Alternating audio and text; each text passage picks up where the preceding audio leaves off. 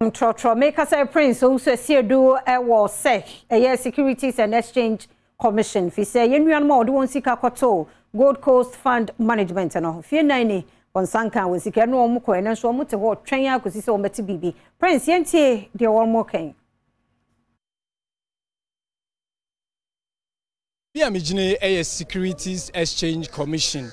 Na womo ene hwe se omanfo a womo ede omusika ekoto investment mu no womo ebebo ho ban womanfo a womo de omusika ekoto GM Bank abesi na womo nsa enkan sika no enura ana womo ebegina eye adwumakue enim se womo sika akoka eye GM Bank na aban na etua no sa sika no womo ehwe enim se womo Gold Coast Fund Management Company aban no edi sika ma se yentua womanfo a womo sika akoka mu na womo nsa enkan sika no enne womo asan aba ye bisa se no amoba na ade munya satisfied I na masamba yi yenye satisfied the okomogia ne me ye me e be de satisfied ana enra ebegina ha no seven produce yenya panimu bia wo man mu ama na ma meka asem bia anwodwe yebo 5 years ni fie num ni akire ni ana sika kokoka ho na enra ye ba ye de ye wie ye no anwumre no na panimu pa bi owo akufo ado abem wo Flagstaff House frame me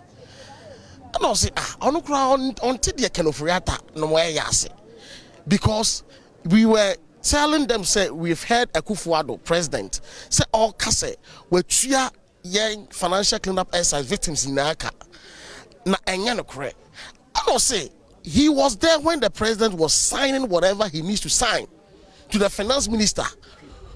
Oh, and I'm penning in such a crat ties ye tua ye ken na ase ema finance minister na wasanso a release the funds amano. And I'm saying this kind of wahen. Also, si Canada, I was between your Rakanoforiata, your finance minister, and the revenue Bamitete, or Mumianuntem, or Sofu Bamitete. If you Numunie, Nipa Ewu, and Merafonen Kukrafua Ewu is over 800 customers of Gold Coast Fund Management. Nase Parliament, I approve Sikasa Muventuaka. A bunch of the Ashasia say Ventuaka will release the funds na mamo. Some they got treasure bill at home for so. Some they quack where they know. And just a muddy, it's more dini as a nipacumudia and Yamode cry. Adding the catchy racken of Riata say, and the revenue barometer say. In Penifo say, why ye be a ye and why ye be at Wasso. Nipacumuno a ye. Nipa mochimo maymuno a ye. Si can baby be around the Fabiano, they should come out with the money as soon as possible. Confess Caramano Mameche. You knew money to Ninoa. And yes, I just a president national kind of a entro. Because in the books, they check books on presenting man.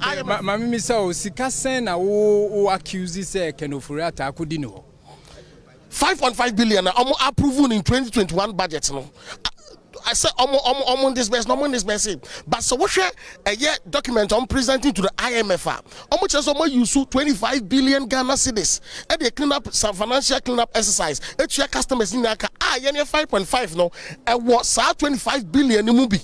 It's the ABC says we are telling the IMF country director, say, 25 billion Ghana cedis now they presented as payment to the financial cleanup exercise victims. No, it never got to the victims. Our monies are still owed. They have not paid us. Question them. Convener Edema Kuya Womo Ejina Mechi Charles Nyame. Mamin for Baba Kwe Mema no Modoso. Unsusuno Kobanisan impact ben enya ewo unu wabusuya so sikana akokemu. It's not easy for the family because it is hard for us to buy food and pay our children's school fees. Even for the medical side, it's not easy. We can't go to hospital when we are sick.